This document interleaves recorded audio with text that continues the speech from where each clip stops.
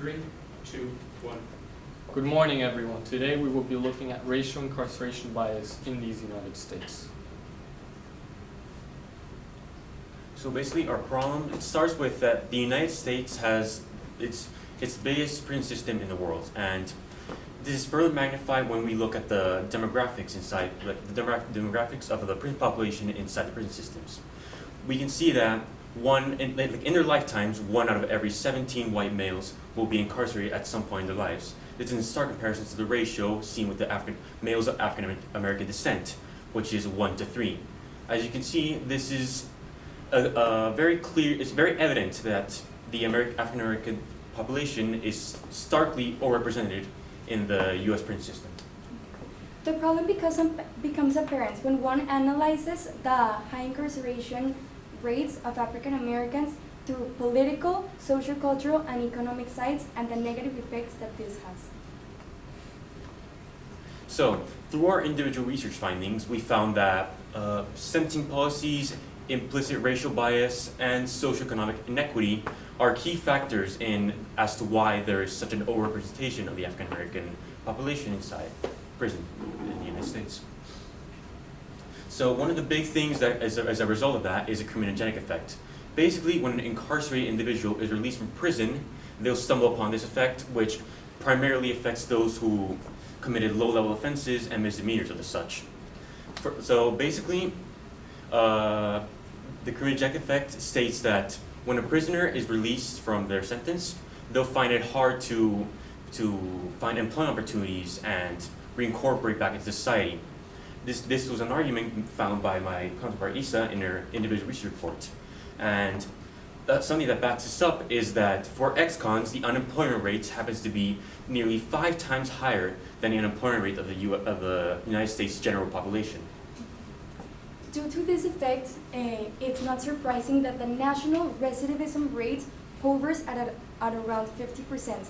This means that 1 out of 2 people who come out of prison eventually will go back into it because of lack of employment opportunities and because of family disruption. Oh, so our research question, in what ways does racial incarceration bias currently impact the lives of African Americans living in the United States?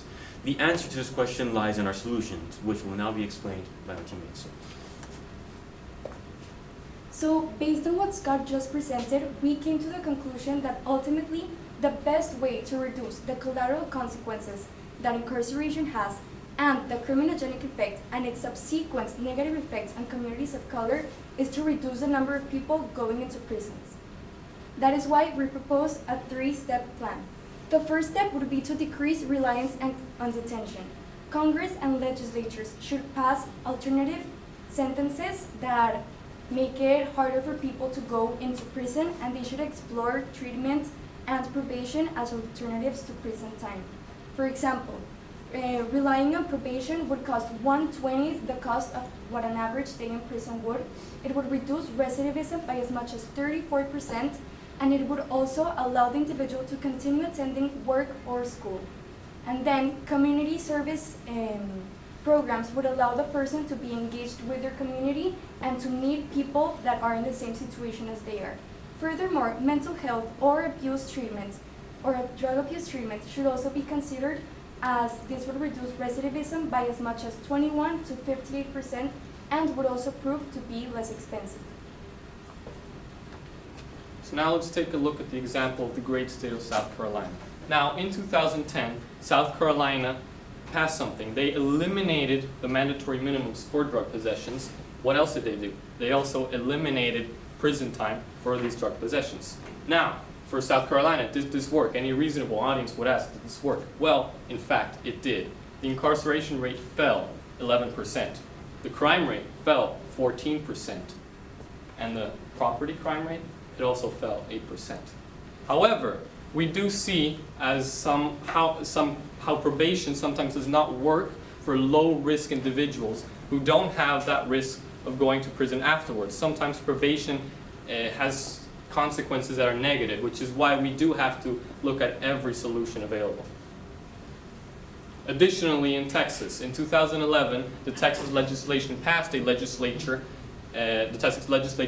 legislation which consists of how prisoners can reduce their sentences by passing educational programs.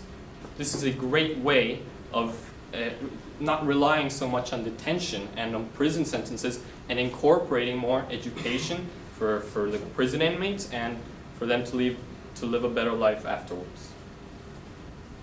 The second step in our resolution would be to reclassify drug possession from felony to misdemeanor.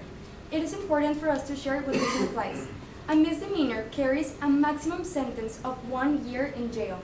On the other hand, a felony carries a minimum sentence of 1 year in prison.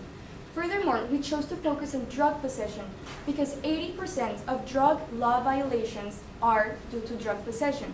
Therefore, this solution would impact that large percent and save a lot of people the impact that having a felony under your name would have, such as what Scott mentioned, the unemployment rate, because employers tend to discriminate people that have a felony conviction under the name and that are African American. So based on what Issa talked about, this is a solution that it's still in its early stages, but based on early findings by Mauricio and his research, we can see how it has been successful in states such as California, Alaska, Arkansas, Connecticut, and others. Now in In California, they passed, in 2014, they passed the Proposition 67, which consists mainly of how within this proposition, as the inmates, they reduced the prison sentences as well as incorporating not prison sentences anymore. They changed it now so that it is not mandated. So now prison sentences are not forced. What does this cause? Well, while we can acknowledge, based on their research that they found in Harvard Kennedy, that the property crime rate did rise slightly because of these changes, we don't feel as though the property crime rate has much to do with racial incarceration and with drug crimes. So when looking at, however, jail bookings, those really decreased incrementally, which is why the solution of reclassifying prison sentences into low level does work. Okay. The third solution would be to reinvest. The previous two solutions came into our argument by minimizing the number of people going into prison. They would provide a lot of fiscal savings. For example, this fiscal savings could be reinvested into the community in order to give the African American communities a better chance to thrive. We would focus the fiscal savings into two of the three factors that Scott mentioned in the beginning. One of them being the inequality between the African American community and the white community in their wages and in their economic mobility. The other one would be addressing the socioeconomic as well. And the last one would be to address the implicit racial bias in police training. So how does this apply to what we talked about earlier in California? You know how much California saved from Proposition number 67? I don't imagine any of you do, but I'm going to tell you right now, based on research that they found, they saved up to $350 million. 100 million of which was further invested into local programs and local grants. Why have such a reliance on detention when this presents an opportunity to incorporate more money into local programs and local communities? We can solve many problems with this, like the one that Scott talked about in his research, which was the police and the African American discrepancy. If we put money into sensitivity programs to improve the relations between policemen and African Americans, we can see how this may be improved. There are a whole bunch of solutions and a whole bunch of ways to incorporate money saved from the two solutions, reclassifying and decreasing. Those two solutions open up a third avenue, which is money, and that can be used in many different ways. So basically, to summarize our findings, each one of us had to focus on a specific lens, whether it be the political, economic, social, cultural. We use these as bases in order to tackle the bigger problem, which is the racial incarceration bias and how does it affect the lives of African Americans. So as we previously mentioned, the first two solutions would address the number of people going into prison. And the third solution would address many different things, including the relations between policemen and African Americans, the socioeconomic discrepancies between races and between genders and everything, And what this research really reminds every one of us in this group, what it really reminded us about, is a quote by Chinese philosopher Confucius, in which he says, "Wherever you may go, go with all your heart." To that, we say that if we are to dive into the deep, tumultuous waters of racial incarceration bias in these United States, we should do so head on, with proper solutions and proper techniques, evidenced by research, to tackle it. Racial incarceration bias and mass incarceration is an experiment that has failed, and it's time to change. Thank you, Steve. Few questions for you. Isa, reflecting on your colleagues' work, which one had the greatest impact on your overall understanding of the problem your group identified? Okay. So the greatest impact that I had was due to Gabriel's work, and he focused on the political lens.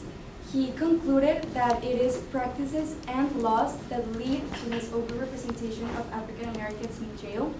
So we included this in our presentation by tackling it with the two solutions. And could you repeat the question, Mr.? Yes. Reflecting on your colleagues' work, which one had the greatest impact on your overall understanding of the problem your group identified? Okay, I'm finished. Okay, thank you. Mauricio, in the future, what change would you make to your group norms, and how would you expect that to improve the team presentation? Honestly, I feel like since we have very different personalities, like with work and with presenting, I think we're missing like chemistry between us. And I feel like if we had a more open pathway of communication amongst us, maybe this could have turned out better, and maybe we could have been more in sync, especially in our like mock presentation before this, in order to like have a better result, essentially. Thank you. And Gabriel, having finished your project, what, if anything, do you consider to be a gap in your team's research that, if addressed, would make you feel more confident about your conclusion? Well, sir, that is a fair question. Relating to what Mauricio talked about in his paper on the socioeconomic side of things, he really discussed the relationship that it has with family and how African American families have gone through these hardships based on the racial incarceration bias. We did not incorporate this that much because we were looking more at the numbers side of things with the data and the research. But if we looked at the family side of things, I think that was a gap that we could have incorporated, and it would have been beneficial to look at the human side of things more. Thank you. Thank you, team. Good job.